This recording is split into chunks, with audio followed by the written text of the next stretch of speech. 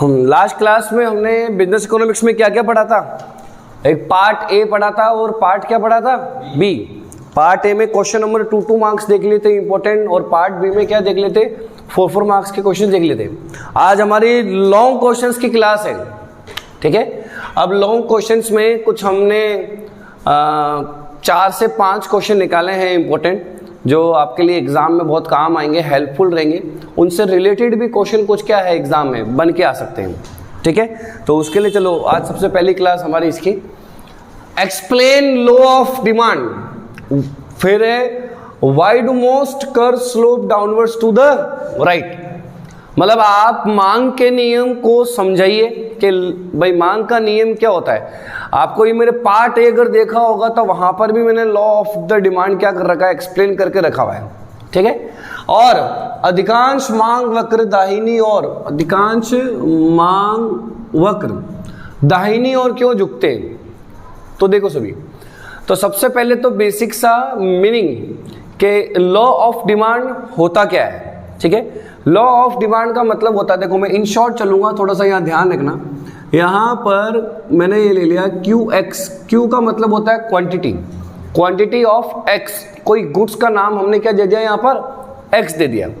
या फिर इसका एक और नाम लिख सकते हो डिमांड ऑफ एक्स, के एक्स नाम की कोई गुड्स है, उसकी मैं क्या कर रहा हूँ मार्केट में डिमांड कर रहा हूँ। तो डिमांड करने के लिए मैं डिमांड कर रहा हूँ, तो मैं क्यों कर रहा हूँ डिमांड? कुछ तो रीजन होगा जो मुझे उस चीज की क्या पड़ रही है, जरूरत पड़ रही है, ठीक है। या फिर मन कर रहा है किसी चीज का, जैसे प्राइस ऑफ एक्स क्या है यहाँ पर? Price of X, price of Y, मेरी मॉनेटरी इनकम, मेरी इनकम से फर्क पड़ सकता है। इनकम बढ़ गई तो सीधी सी बात है कि अच्छी अच्छी गुड्स लूंगा मैं यहाँ पर। हैबिट हो सकती है, फैशन हो सकता है, ठीक है, आपका टेस्ट हो सकता है, और आपके यहाँ पर एक्सपेक्टेशन होती है, हो सकती है फ्यूचर, चलो कुछ भी हो, ये सारे के सारे कहलाते हैं डिमांड फैक्टर। क्या कहलाते हैं? तो डिमांड फैक्टर। और ये क्या है? इस डिमांड फैक्टर से क्या होता है कि आप ये फैक्टर के डिमांड है, तो इनमें से किसी एक रीजन की वजह से आप किसी गुड्स की क्या करते हो बेटा? डिमांड करते हो मार्केट में, ठीक है।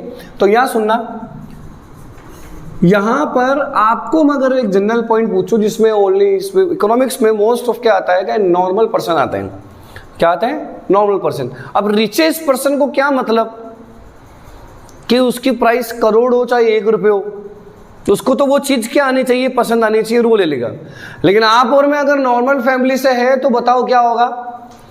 वहां पर आपको एक भी सीरियस पॉइंट याद रखना पड़ेगा कि यार प्राइस क्या है?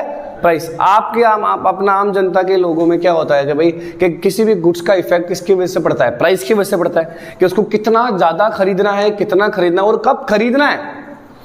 तो इसमें लॉ ऑफ डिमांड में होता है कि ये जो अदर फैक्टर होते हैं वो पूरे के पूरे क्या होते हैं? कांस्टेंट, स्थिर। क्लियर है? अब अगर किसी गुड्स की प्राइस सपोज क्या हो गई, इंक्रीज हो गई, ये एरो साइन ऊपर मतलब क्या है? इंक्रीज है। अगर इंक्रीज हो गई तो आप बताओ मार्केट में उस गुड्स की डिमांड करोगे क्या? क्यों? इंक्रीज होने का मतलब महंगी हो गई, क्या हो गई? तो ऑफ कोर्स उस गुड्स की डिमांड में मार्केट में क्या करूंगा? कम करूंगा। अरे बेटा क्लियर है क्या आपको? और अगर उस गुड्स की डिमांड मार्केट में क्या हो गई बेटा? अरे ये चीज क्लियर है क्या आपको? तो ध्यान रखना, प्राइस अगर कम हो गई तो ऑफ कोर्स उस गुड्स की डिमांड क्या कर लोगे आप? जैसे सोना जैसे सस्ता होता है तो लोग क्या करते हैं? अरे खरीद लो भाई, खरीद लो, फटाफट खरीद लो। गेहूं अगर सस्ते होते जो डेली रूटीन की खाने की चीजें हैं तो भी क्या कर लेते हैं? तेल का पीपा होता है ना 2700 को भी 1700, इतना तो शेयर मार्केट नहीं होतेंगे। तो ये वाली चीज है। अरे क्लियर है क्या? इसको कहते हैं लॉ ऑफ डिमांड।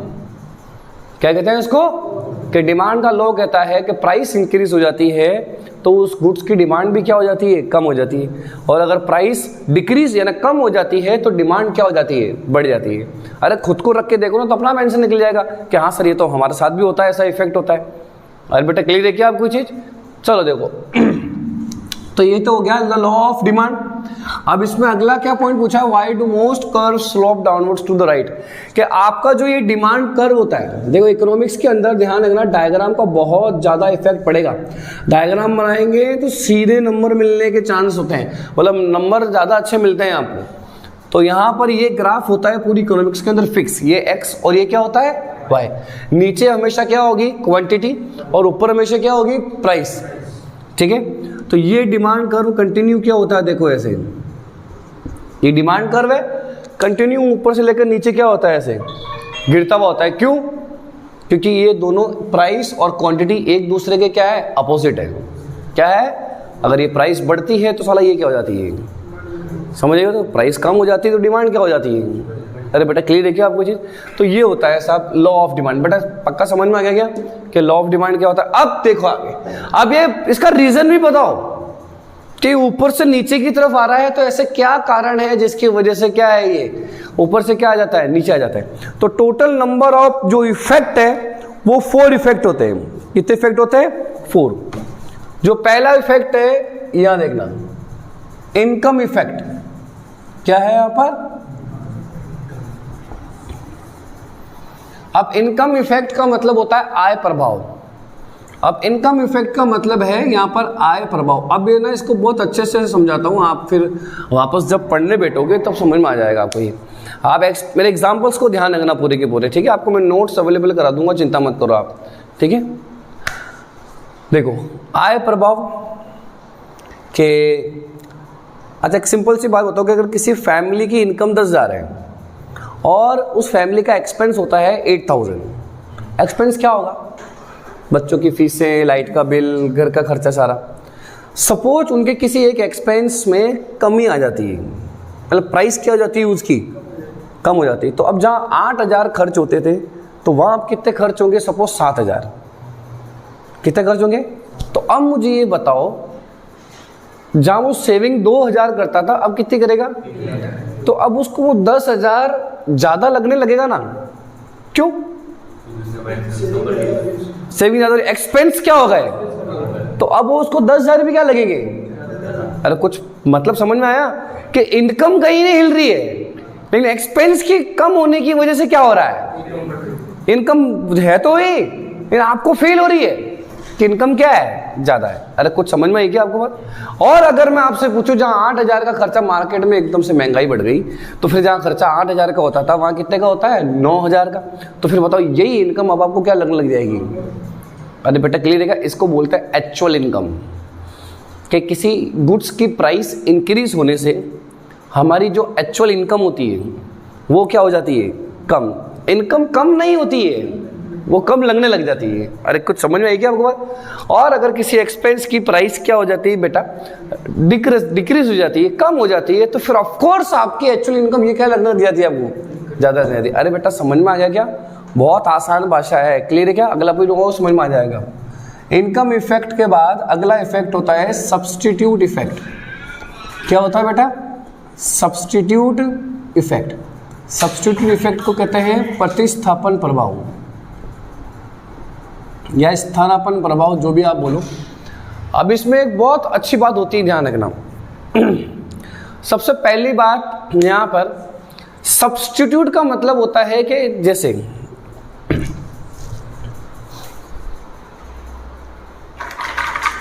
एग्जाम्पल देते हैं आपको, ये रहता है एग्जाम्पल। सपोज मैं है ना, मैं कॉपी में किससे लिख रहा हूं, यहां पर पेन से लिख रहा हूं। किससे लिख रहा हूं बेटा? पेन से। अब पेन क्या हो गया? खत्म। तो मुझे काम करना बहुत जरूरी अर्जेंट है अभी, तो उसका सॉल्यूशन क्या है? क्या इससे मेरा काम निकल जाएगा क्या? क्यों निकल सकता है? नहीं निकल सकता है। क्यों? क्योंकि मुझे सिर्फ लिखना ही है। तो इसको कहते हैं सब्स्टिट्यूट।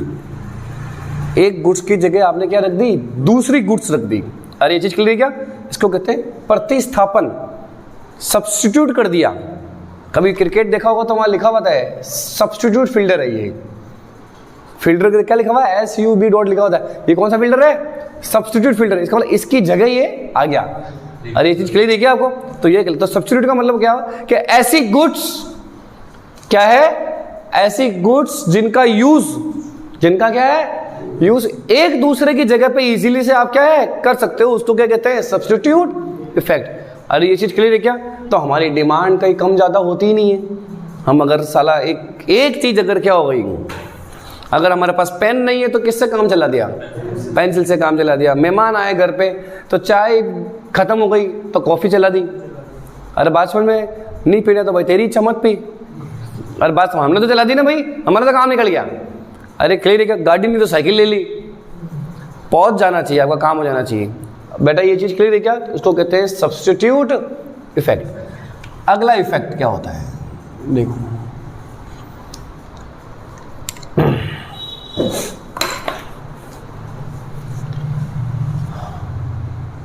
लॉ ऑफ डिमिनिशिंग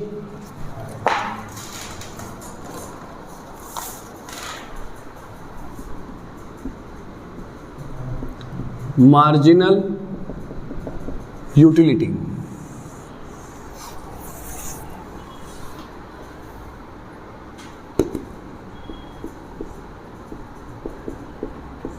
सीमांत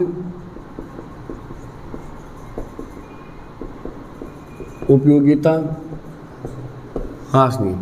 तो law of diminishing marginal utility क्या होता है, यहां समझना बहुत सिंपल सी बात है। देखो एग्जाम्पल से समझो चल जाएगा ना आपको, उदाहरण से फटाफट समझ में आ जाएगा। जैसे देखो, सपोज आपने दिन को 12 बजे का खाना खाया हुआ है, ठीक है। अब क्या है कि शाम को जीवन है, तो उसके चक्कर में कुछ खाया ही नहीं कि कहाँ खाएंगे, जीवन में खाएंगे, ठीक है। अब दिक्कत बहुत तेज की क्या लग रही है, भूख लग रही है, तो बताओ वो गुड्स की उसको खाने की अहमियत आपके लिए कितनी है? बहुत ज़्यादा अहमियत है। समझ आई बात को? तो आप जब खाना खाने बैठोगे ना वहाँ पर जीवन में खाना खाने जाओगे, वो सिस्टम हो जब बैठने वाला हो, तो खाना खाओगे तो जैसे जैसे खाना खाते जाओगे तो वैसे वैसे उस खाने की अहमियत आपके लिए क्या होती जाएगी? क्यों? अरे पेट भर रहा है ना।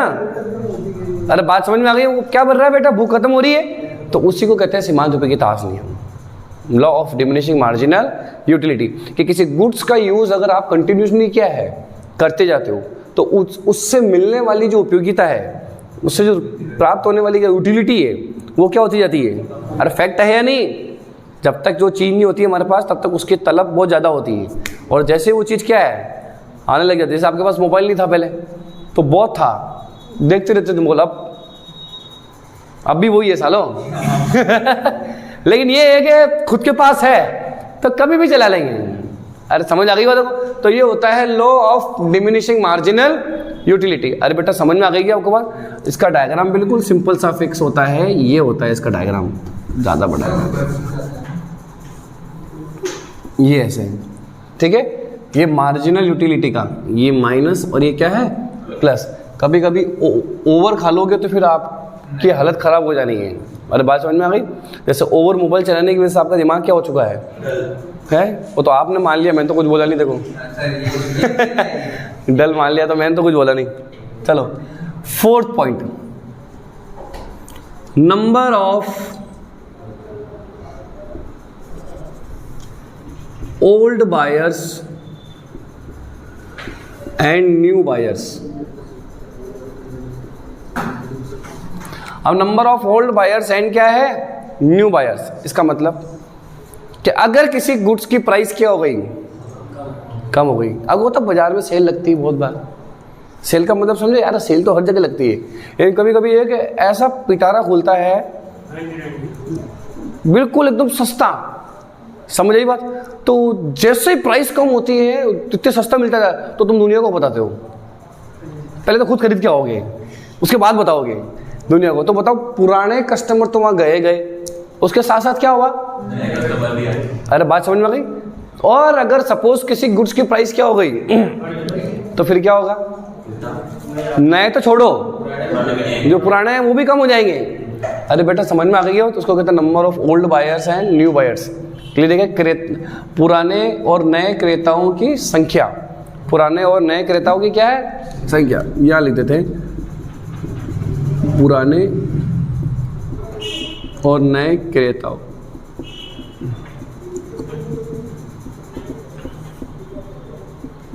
की संख्या। चलो अब लिख सकते हो आप इसको, मैं होल्ड कर देता हूं 1 मिनट।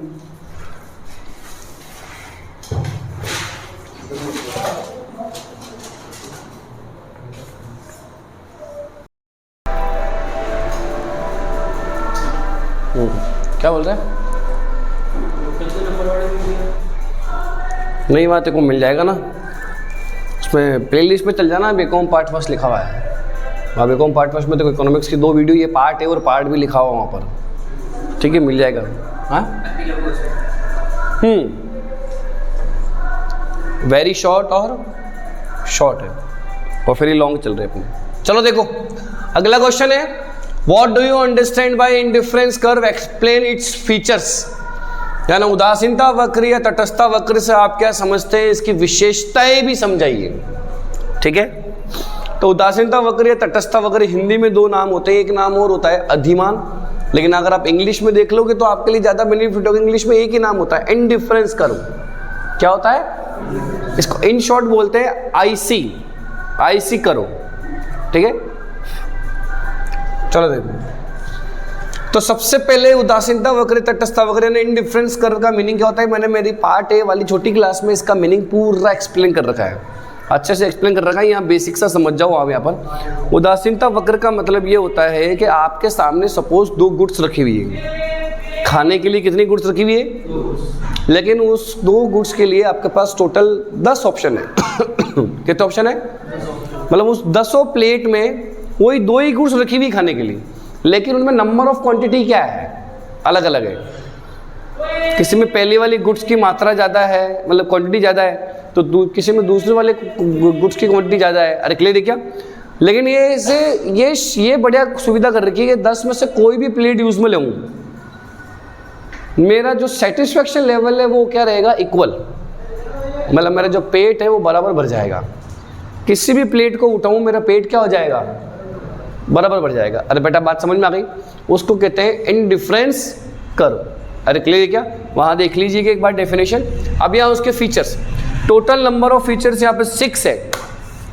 इंडिफरेंस कर्व का डायग्राम ऐसे चांद की तरह झुकता हुआ होता है। अरे बात समझ में आ गई? अरे स्ट्रेट हो गया तो वो तो डिमांड हो गया, लेकिन अगर ऐसे कटे हुए चांद, मतलब आधा ऐसा चांद होता है, इसकी तरह अगर होता है ना, तो ये कौन सा कर्व होता है, उदासीनता वक्र, इंडिफरेंस कर्व। तो यहाँ सुनना, यहाँ पर वही x और यह क्या होता है, वो यहाँ पर y। यहाँ पर क्वांटिटी और प्राइस नहीं होती, यहाँ पर गुड्स होती कि x नाम की गुड्स नीचे और y नाम की गुड्स ऊपर। देखो अब यहाँ पर सर एक कारण भी बता दो हमको कि ये नीचे क्यों झुकता हुआ होता है। इसका कारण बहुत आसान होता है कि अगर आप किसी एक गुड्स में अगर बढ़ाओगे तो ऑफकोर्स दूसरी गुड्स को क्या करना पड़ेगा, तभी तो मेरा पेट बराबर भरेगा, मेरा सेटिस्फेक्शन लेवल क्या होगा, इक्वल होगा। अरे जैसे एग्जांपल सुनना, अच्छे एग्जांपल है। अब अगर सपोज आप किसी शादी में अगर खाना खाने गए, अब दिक्कत, पहले जाते क्या करते हो आप, मिठाई लेते, पहले मिठाई चेक होती है, अरे बात समझ में। और गर्ल्स क्या करती है, फास्ट फूड में जाके देखेंगे वो फास्ट फूड की स्टॉल अच्छी है कि नहीं, और अच्छी हुई वहीं से खाना खा के फिरी। अरे बात समझ। लेकिन यहाँ पर अब बॉयज क्या करते हैं, पहले मिठाई देखते हैं, फिर देखते हैं सर्दी है तो लास्ट में दूध है या नहीं। अगर उनको दिख गया लास्ट में क्या है, दूध है, कॉफ़ी कुछ है, तो बताओ वो उनको वो चीज़ ज़्यादा पसंद है, तो उसको बढ़ाने के लिए जो आगे वाला खाना है वो कम खाएंगे। क्यों? अरे पेट तो उतना ही है ना। हाँ, गर्मी में चलो रायता, तो खाना कम खाएंगे पर रायता पहले वहाँ। अरे कुछ समझ में आ रही क्या होगा बात? चलो यहाँ देखो, तो यहाँ पर ये होता है कि किसी एक गुड्स में अगर इंक्रीज करोगे तो ऑफ कोर्स आपको दूसरी गुड्स क्या करनी पड़ेगी, कम करनी ही पड़ेगी। कभी कभी नुकसान भी तो हो जाता है, अरे यार ये तो देखा ही नहीं साला, ये तो चीज़ ही मेरे को पता पड़ी और तो मेरे पेट ही भर गया, कैसे खाऊं। हाँ, फेंटी भी है दूध के साथ, फेंटी वाली स्टॉल खत्म हो गई है तो फटाफट पी लिया दूध। चलो, अरे ये चीज़ समझ में आ गई आपको? तो ये होता है इंडिफरेंस कर्व। अब इंडिफरेंस कर्व में कुछ फीचर्स होते हैं। सबसे पहला feature, indifference curve is negatively slope. इसका मतलब होता है कि उदासीनता वक्र क्या हो सकता है, ऋणात्मक हो सकता है, मतलब नीचे गिरता हुआ होता है। क्या होता है बेटा, नीचे गिरता हुआ होता है। अरे बात समझ में आ गई? चलो देखो, यहाँ पर नीचे गिरता हुआ, अब देखो मैं एक एक डायग्राम बना रहा हूँ। ये पहला, तो आपको कुछ इस तरीके से शो करना है वापस डायग्राम, ये कि उदासीनता वक्र क्या होता है बेटा, नीचे गिरता हुआ होता है थोड़ा सा। अरे क्लियर है क्या आपको? दूसरा, indifference curve do not intersect each other, एक दूसरे को कभी भी वो नहीं काट सकते। अरे क्लियर है क्या? कभी एक दूसरे को नहीं काट सकते।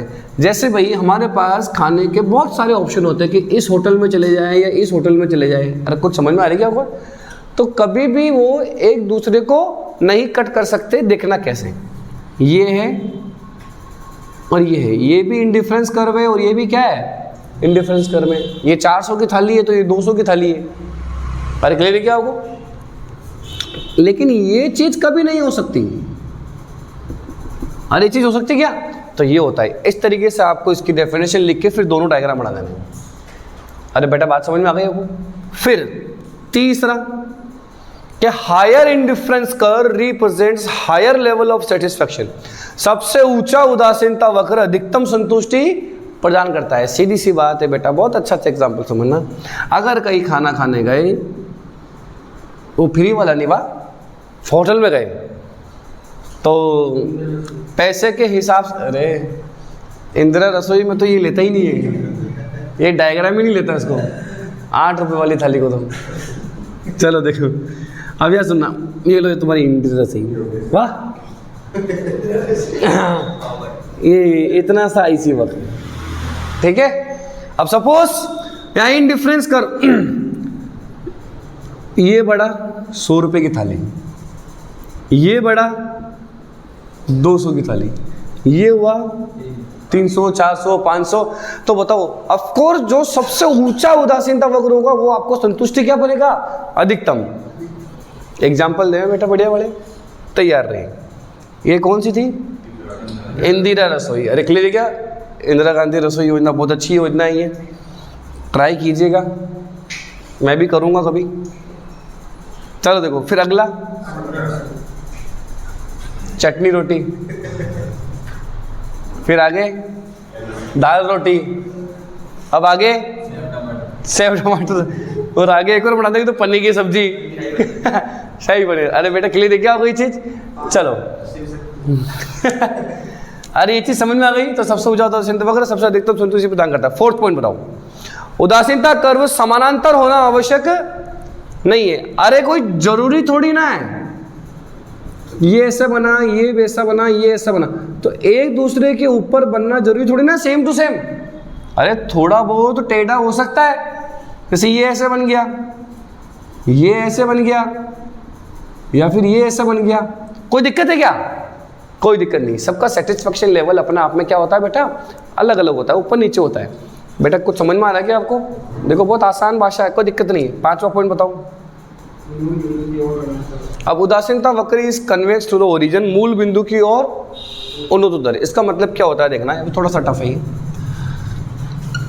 कि यहाँ पर आपका अगर इंडिफरेंस कर्व है तो इसमें एक छोटा सा नियम जो भी आपको पढ़ाया कि ये y गुड्स है और ये कौन सी गुड्स है, x गुड्स है, ठीक है। अब समझना, सपोज अगर आपने y गुड्स को क्या, सॉरी x गुड्स को क्या किया, बढ़ाया। क्या किया? तो बढ़ाया तो मुझे राइट हैंड साइड जाना पड़ेगा, बढ़ाया तो मैं यहाँ आया, तो यहाँ करके फिर मैंने लाइन करी, तो देखो y अपना आप ही क्या हो गया, अरे कम हो गया ना। और अगर यहाँ पर x गुड्स को और बढ़ाया तो y और क्या हो जाएगा, कम हो जाएगा। समझ आई बात? तो देखो यहाँ पर ये डायग्राम बनता है कि अगर x बढ़ेगा तो y क्या हो जाएगा, यही लिख बताया था ना बेटा कि कोई गुड्स की क्वांटिटी अगर आप बढ़ाना चाहते हो यूज़ करने के पर्पज से, तो फिर आपको दूसरी क्वांटिटी क्या करनी पड़ेगी, कम करनी पड़ेगी। अरे ये चीज़ क्लियर है क्या आपको? चलो ठीक है। अब 6वां पॉइंट देखो, indifference curve can not be touch x and y। मतलब जो आपका डायग्राम है ना, डायग्राम वो x और y को कभी टच नहीं कर सकते। सर क्यों?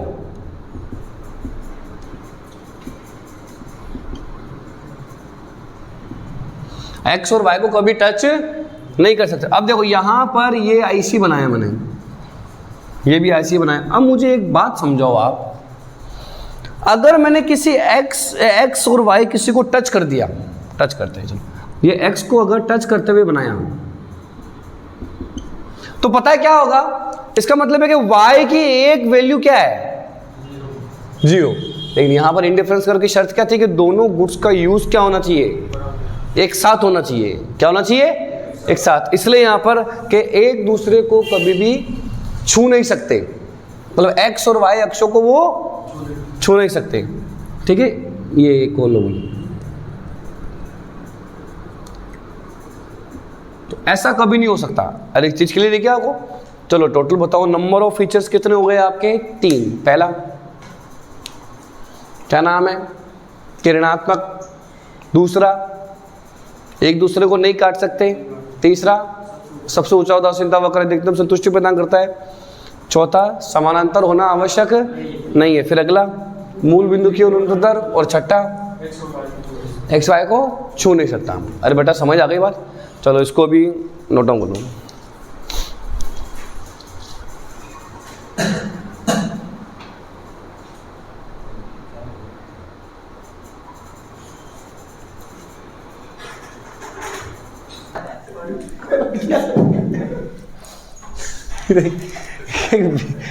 वीडियो में क्लिक नहीं हो रहा दूसरे ढंग से।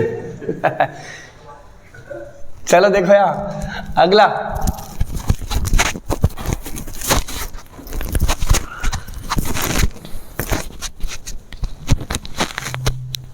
क्या है प्रॉब्लम? चलो देखो, हाँ, what is a perfect competition? यानी पूर्ण प्रतियोगिता बाजार से आप क्या समझते हो? और discuss the equilibrium of A firm in the short and long period under perfect competition.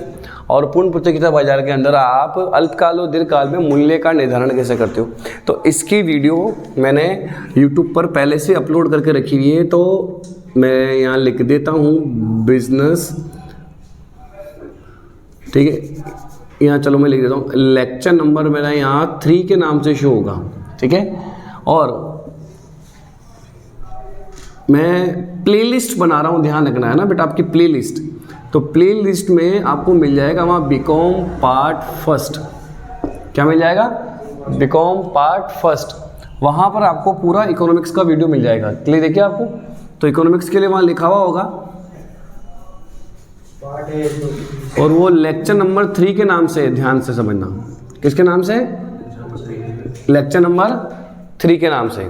तो उस बीकॉम पार्ट फर्स्ट के प्ले लिस्ट में आपको पूरा प्रॉपर मिल जाएगा, जहाँ पर पहली ही वीडियो आपके पूरे कंप्लीट कोर्स की और सिलेबस की है, और दूसरी वीडियो जो है आपकी दूसरी, तीसरी, चौथी, वो सब क्या है, वो आपको उसमें वो भी मिल जाएंगे, थंबनेल में मिल जाएंगे सारे। थंबनेल से समझ जाओगे आप बिजनेस इकोनॉमिक्स का पार्ट ए, बिजनेस इकोनॉमिक्स का पार्ट बी, बिजनेस इकोनॉमिक्स का पार्ट सी, और ये वाली वीडियो अलग से उस लेक्चर नंबर 3 में क्या है, रिकॉर्डेड है। ध्यान रहे, वो इस सेशन के लिए इंपॉर्टेंट है, तो काफ़ी ध्यान रखना अब इस क्वेश्चन को। ओके, चलो अब अगला क्वेश्चन है, परिवर्तनशील अनुपातों के नियम क्या है? What is the law of variable proportion? और विभिन्न अवस्था में बताइए तथा सबसे कौन सी श्रेष्ठ अवस्था होती है? तो डिस्कस इट्स डिफरेंट स्टेजेस और which stage is proper for a producer. अब इसका क्या क्वेश्चन है, थोड़ा सा लेंदी इसका क्वेश्चन। दिक्कत क्या है, इसका क्वेश्चन ले दिए, और ये चैप्टर आपका प्रोडक्शन से रिलेटेड है। किनसे रिलेटेड है?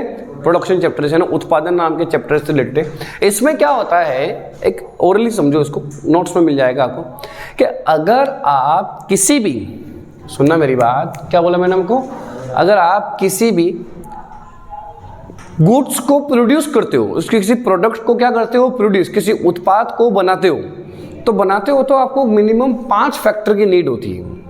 कितने फैक्टर की नीड होती है? 5 फैक्टर की नीड होती है। चलो इसे और समझ लें। अब 5 फैक्टर में आप सारे फैक्टर को चेंज नहीं कर सकते, सारे फैक्टर को चेंज नहीं कर सकते। जैसे मैं चलो 5 फैक्टर लिखता हूं। यहाँ एक होता है लेबर, क्या होता है? लेबर। फिर एक होता है कैपिटल, ठीक है, एक होता है नेचर, ठीक है, लैंड बोल सकते हो उसको। फिर एक होता है टेक्निकल, और एक होता है एंटरप्रेन्योर, ठीक है। तो टोटल नंबर ऑफ फैक्टर कितने होते हैं? 5। इन 5 फैक्टर से ही किसी प्रोडक्ट को क्या किया जा सकता है? प्रोड्यूस। जैसे लेबर, श्रम, मजदूर के बिना कैसे काम करोगे? कैपिटल, बिना पैसे के तो कुछ नहीं हो सकता, इन्वेस्टमेंट कैसे करोगे? नेचर, गुड्स कहाँ से मिलेगी आपको? रॉ मटेरियल, कच्चा माल कहाँ से मिलता है? प्रकृति से मिलता है आपको। अगला टेक्निकल, यानी ऑफिशियल वर्क कौन करेगा तुम्हारे लिए? इंजीनियर, सीए, समझ आई बता को, तो ये करेंगे तो जिनको सैलरी मिलेगी। और एंटरप्रेन्योरशिप मतलब ऑनर, एक कंपनी में क्या होना चाहिए, ऑनर भी होना चाहिए, उसकी हिम्मत भी होनी चाहिए वहाँ पर। तो टोटल 5 फैक्टर है। अब 5 फैक्टर में बताओ कि अगर आपके पास सपोज कोई एक बहुत बड़ा ऑर्डर आता है तो आप एक बात बताओ, क्या नई मशीन लगा सकते हो क्या वापस? एक बहुत बड़ा ऑर्डर आया तो क्या उसके लिए नई मशीन लग जाएगी क्या? अरे कैसे पॉसिबल है? लेकिन उस ऑर्डर को मुझे क्या करना है, पूरा करना है। तो फिर मैं क्या चेंज कर सकता हूँ? क्या मालिक बढ़ा सकता हूँ क्या? लेकिन लेबर क्या कर सकता हूँ, बढ़ा सकता हूँ, ओवर टाइम का लालच देके उनको रख सकता हूँ वहाँ पर, पैसा ला सकता हूँ। अरे भाई रॉ मटेरियल भी कहीं और से क्या करके आ जाएंगे, लेके आ जाएंगे। लेकिन ये दो चीज़ तो आप नहीं कर सकते। अरे कर सकते हो क्या भाई? जैसे हमारी कोई कंपनी है, कोई प्लांट लगा हुआ है बड़ा, अगर बहुत बड़ा ऑर्डर आ गया तो उसके लिए कोई अलग से थोड़ी प्लांट खरीदेगा, वो उस वर्क मोड क्या कर देगा, थोड़ा सा बढ़ा देगा। अरे बेटा क्लियर है क्या आपको? तो ये होता है लॉ ऑफ वेरिएबल प्रोपोर्शन, कि कुछ फैक्टर तो क्या होते हैं बेटा फिक्स्ड, लेकिन कुछ फैक्टर क्या होते हैं वेरिएबल। तो वो वेरिएबल फैक्टर से आपको प्रोडक्शन क्या हो जाता है, बढ़ जाता है। तो ऑफ कोर्स प्रोडक्शन बढ़ेगा, तो उसी को ही क्या कहा जाता है, लॉ ऑफ वेरिएबल प्रोपोर्शन, परिवर्तनशील अनुपातों का नियम। अरे बेटा बात समझ में आ गई वो। लेकिन अब क्या होते हैं, इनके कुछ स्टेजेस होते हैं। क्या होते हैं? टोटल नंबर ऑफ स्टेजेस होते हैं 3। कितने स्टेज होते हैं? 3। पहला stage first stage, second stage, third क्या है, थर्ड स्टेज। तो इसमें मैं आपको सीधा डायग्राम बता देता हूँ, तो वो डायग्राम समझ में आ गया तो फिर आपको वो लिखा हुआ समझ में आ जाएगा।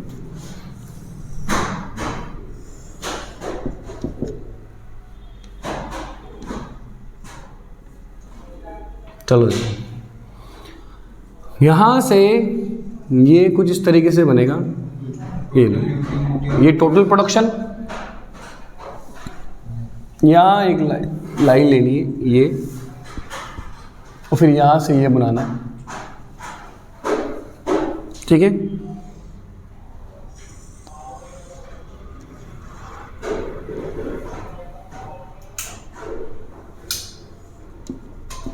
मुझे क्या हो जाएगा, एमपी, मार्जिनल प्रोडक्शन, ठीक है। अब मार्जिनल प्रोडक्शन, तो ये यहाँ से लेकर यहाँ तक तो होता है बेटा पहला स्टेज, यहाँ से लेकर यहाँ तक होता है वो कौन सा, सेकंड स्टेज, और यहाँ से लेकर यहाँ तक कौन सा स्टेज होता है। अरे बेटा समझ में आ गई होगा तो ये कुछ कुल मिला के टोटल कितने स्टेज होते हैं, 3 स्टेज। कि पहले तो प्रोडक्शन होता बहुत तेजी से, फिर थोड़ा सा क्या हो जाता है धीरे धीरे, और फिर बिल्कुल ही क्या होने लग जाता है। तो ये 3 स्टेज होते हैं। तो ये तो हो गया आपके डिफरेंट स्टेजेस हो गए, लेकिन इनमें से कौन से स्टेज आपके लिए प्रॉपर है, कौन सी अवस्था आपके लिए बेटर है। ये सेकंड स्टेज आपके लिए हमेशा क्या होती है, बेटर होती है। समझे, जो एवरेज चलती है, क्या चलती है, एवरेज चलती है, ठीक है। चलो अब ये आपके इंपॉर्टेंट क्वेश्चन है। हाँ, अब आपको बिजनेस इकोनॉमिक्स के लिए मैं आपको पहले से अनाउंस कर दूं, मैं आपके जो पार्ट ए जो इंपॉर्टेंट क्वेश्चन की वीडियो बनाई थी, पार्ट बी जो इंपॉर्टेंट क्वेश्चन की वीडियो बनाई थी, और आज पार्ट सी की भी बना दी।